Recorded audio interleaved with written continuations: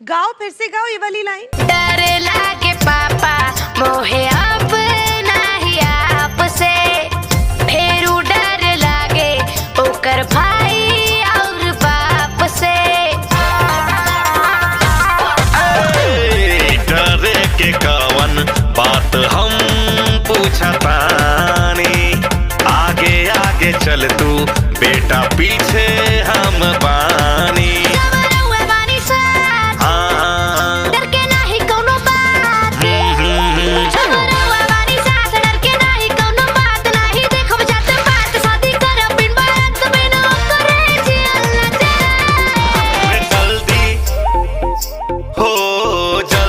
पटा ले बेटा कहीं मौका निकल न जाए, लड़की पटा ले बेटा कहीं मौका निकल न जाए, लड़की पटा ले बेटा।